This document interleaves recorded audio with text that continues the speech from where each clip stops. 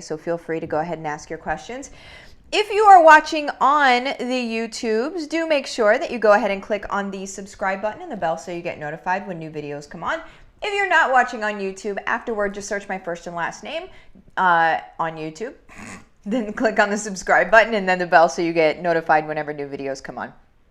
All right, you guys, ask your questions. I know it's covered up by the live sign. Casey told me yesterday, he's like, you might want to move your graphic. But meh, it's fine.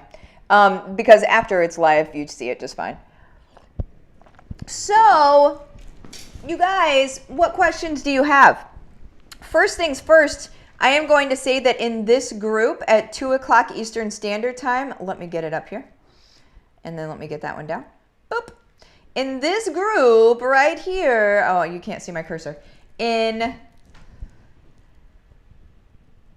I'm so bad with this. This is why I'm terrible with selfies, you guys. I can't do like the reverse camera thing. Anyway, is it here? Is it here? In that group, you guys, 2 o'clock Eastern Standard Time, I am doing a training called How to Make Income at Home Even When You Have No Time. A question that a lot of people ask me is, how do I start doing this stuff? It's the first steps, right? It's the how does this even start to become a reality for me? So I'm going to tell you, I'm going to lay it all out. I'm going to lay it all out. So 2 o'clock Eastern Standard Time. If you're in a different time zone, just Google what is 2 o'clock Eastern Standard Time to whatever time zone you're in. Then you'll find out very quickly and easily. But you do need to make sure that you're in this group, okay? Because if you're not in this group, then you won't see it, okay? Because it's exclusive to that group. So heart-centered and successful work-at-home moms. It's also marthaekreitchi.com/WAHM. If you want to do that, you're welcome to do that as well. Let me pop out of here. All right, let me start answering questions. Good morning, you guys. Today, Talita, yes, today. That's today. I'm going to be doing trainings every single Thursday in that group. Okay, so this isn't just like the training for today. It will be forever and ever, amen. Every Thursday, I'm going to be doing specific trainings in that group. Specifically for being able to generate revenue, generate income from home. Okay, that's my jam, right? Let's see. Hey, Kat. Good morning. Marissa, you're on point. Thanks. Sarah, if people start asking for a new service that you have never offered before, how do you figure out what to charge? So you guys know my feeling on how to charge for your stuff, right? I'll reiterate it here just real quick. First of all, if it's something that you've never offered before, you're likely running into the kind of like, I don't know if it's going to work, you know, and if it's going to actually help people or whatever. But really with the stuff that I teach you guys in HBR, like, you're not doing something that you don't already know works or that has worked for you in some capacity. So the pricing structure, the way that I like the sort of slide thing that I use myself is there's two different things. There's a bottom part of the slide and then there's a top part of the slide. And the bottom part of the slide is you want to make sure that you're not charging so little that it feels like they are stealing from you. And that sounds a little bit weird, but it happens, trust me. If you charge too little for your stuff, then whenever you're supporting your people, your students, your whoever's doing, I don't know what's making noise. I've got too many computers open right now. But if you charge too little, I don't know which computer this is happening to. I'm going to do this because it might be that one. You guys, I am so sorry about this. So if you're charging too little, then it's going to feel like they're stealing from you. So when you go to support them, you're going to be like, man, I didn't even charge this much for it. Like, why do I have to do all of this? You're going to get that sort of, and then that is not how you want to be supporting your students, right? You want to be supporting your students in a way that it's like, I love showing up for them. I love being here for them. I charge enough, and therefore we have a good symbiotic relationship because you've charged enough for it. If you charge too little, you will get mad at them. And it's not their fault that you charge too little for your stuff. Does that make sense? So that's the whole thing. So that's the lower end of it. Now the higher end of it is if you charge too much, you're going to feel like you're stealing from them. Okay? And that, of course, we do not want to do, right? So there's that space, and it's different for everybody, okay? So there's that space of where you feel like you don't feel like they're stealing from you, and you don't feel like you're stealing from them, and there's a little window right there. That's the window you need to stay in, okay? Now, whenever you're creating new products and stuff like that, new services, stuff that you haven't done before, it's not a bad idea to have a beta group and charge half of what you're going to be charging in the long run, right? It's not bad to have a first round of people that do it, that you charge half of what you're going to charge later, just to be able to get all your ducks in a row and stuff like that. So that's another thing that you can think about. But make sure that they understand that. Make sure that they know that it's half of what it's going to be later.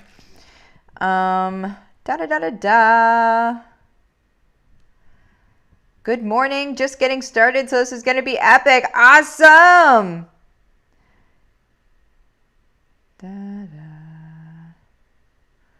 All right, Brandy. Whoop. Where are you at? There we go. What do we do when people make one post and say they don't have any people interested? How can I get them to understand that it takes consistency and perseverance? And thank you for doing this. Oh my gosh, of course. So you're talking about network marketing. So network marketing is a funny thing because the people that it attracts is everyone. Okay, so but everybody isn't a business owner, doesn't have business savvy or business prowess or understand how business goes, right? Like most don't. And that's why you have like these weirdos that are like, hey, buy my stuff, buy my stuff, buy my stuff. And everybody else is like, my gosh, would you please stop, right? But so in that, people don't understand that consistency is where it's at. Consistency breeds trust, you guys. The best way to teach somebody something like that is to do it yourself. And then to tell stories about it, okay?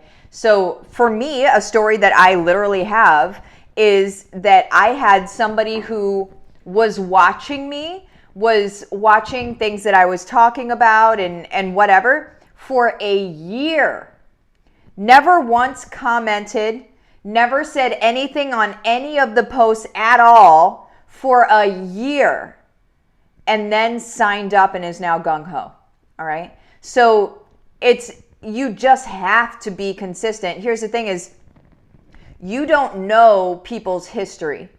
And network marketing has been around for a long enough time, and enough people have been doing it wrong for a long enough time that everyone has had an opportunity to have a bad experience, right? Everyone's had an opportunity to have a bad experience. So they likely have had a bad experience. So what you're pushing up against is their own judgment of themselves. It really doesn't have anything to do with you at all. It has everything to do with, I made this decision before to join a network marketing team and it didn't work out well. Or I tried to do this before and it wasn't good. And it wasn't what they made it seem like before. So you're dealing with their past, and that's all that they know, right? So in that, there has to be consistency. People need to see something on average in any market. They need to see something on average of 7 to 15 times before they make a buying decision. 10% of our audience, up to 10% of our audience on social media typically see our posts. Okay, so I don't know how big that person's audience is, but only 10%, only up to 10%, okay, so probably less than 10% of that person's audience even saw that post. All right, so we're dealing with a dwindled number already. And then it was only one time that they saw it. So the math on that is real bad, right? Whenever we look at the math on success being 7 to 15 times is when somebody will make a buying decision to yes or no, do this thing or not. That is one time is, 2 to 3% of your audience is going to buy whatever you're selling. It makes no difference what it is. Okay, they just love you and they want to do what you're doing. 2 to 3% is a scalable number too. In anybody's audience, it makes no difference. 2 to 3% are what is called your low-hanging fruit. Okay, they're going to do what you want to do. They want to do it with you. It's all of that, right? Those people will come around, and it only takes them 1 or 2 posts, or 1 or 2 things to see. But if you only did 1 post and only 10% of your audience saw it, of that 10%, how much are the 2 to 3% that are your low-hanging fruit? Like, the math is just terrible. So what I would do is I would just break down the logistics, or even show her this video, right? Or her or him, I guess. But we just have to break down the logistics of it, the reality of it, right? Because the activity that leads to success, activity is consistency. The activity is showing up every day, doing something every day, being in front of your people. Like, that is the recipe for success, right? And so 1 post isn't gonna. They just got embarrassed. They put their toe in the pool, and then they were like, "Oh, nobody said anything. This isn't for me." They got embarrassed, and it's okay. Tell them a story about how you got embarrassed, and then it turned around on you, right? It's okay. It's okay. People, what they're doing is whenever somebody joins a new network marketing company, is they're sitting around and waiting for longevity. Because somebody that just joins a network marketing company can't necessarily be trusted. We've all seen them where they'll join one and then they'll join another and then they'll join another and then they'll join another. Did you ever feel safe or feel like it was a good idea to join any of their teams ever? Or join what they were doing ever?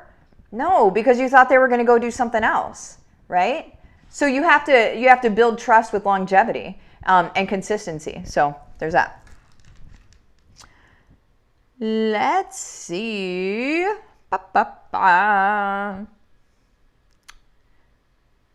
Ooh, after yesterday's video, my wheels are rolling. I'm excited for this video. Awesome. Let's see. 1319, good. Aw, shucks, Talita, you're a blessing. Thank you, miss. Chandra,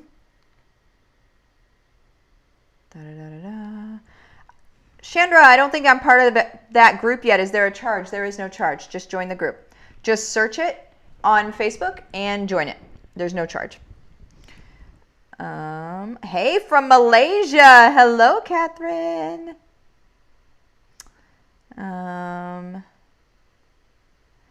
Jessica, what are the benefits of charging a one-time fee versus a subscription? Really good question.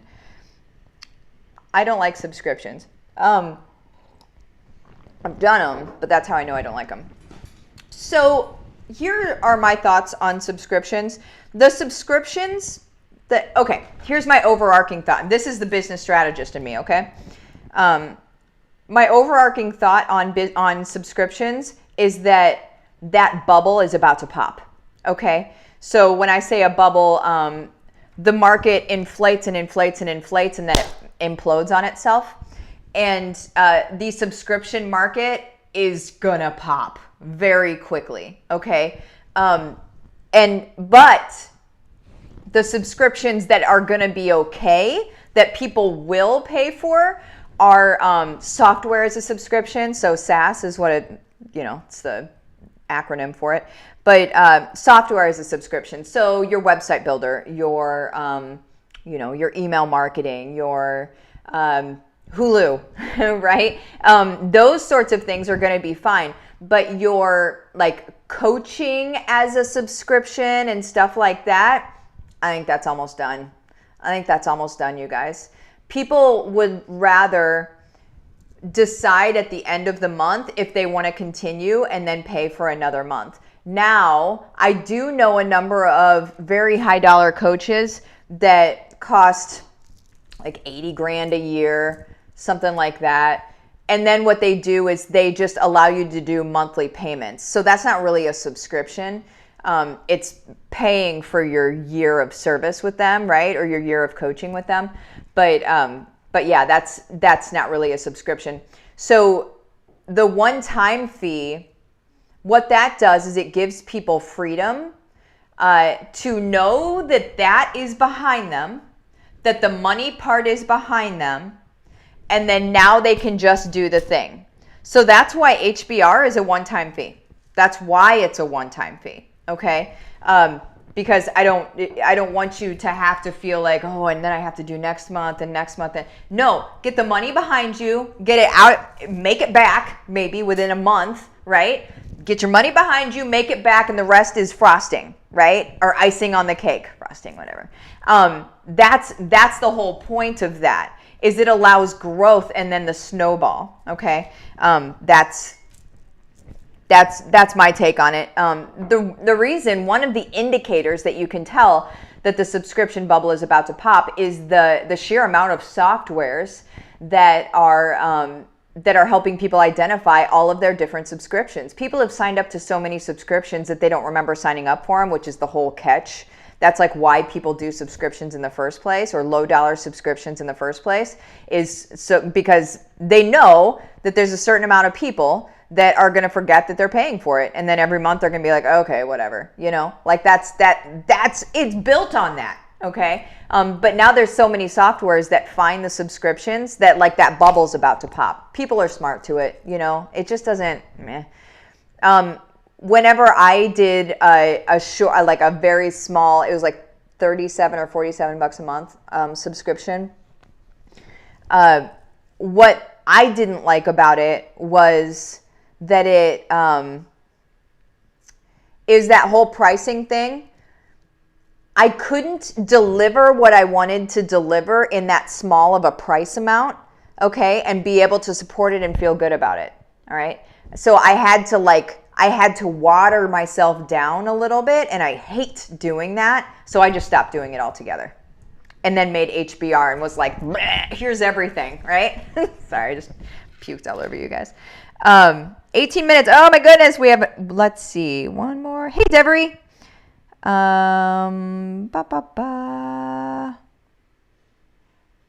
Let's see. Jennifer, I feel like I know my bat signal, but figuring it out to vocalize it in a concise way. Is your one-day bat signal workshop what you would recommend? 100% yes. Yeah. We'll work on elevator pitches. We'll work on how to describe who you are to your people. Also in, of course, finding out who that is for people that don't know that yet. But yeah, 100%. That's what I would do. Okay, well, shoot, you guys. Again, we have in this group here, Heart-Centered and Successful Moms, we have a training at 2 o'clock Eastern Standard Time about how to make income at home even when you have no time. It's going to be good, y'all. Okay, I will see you guys there. See you later.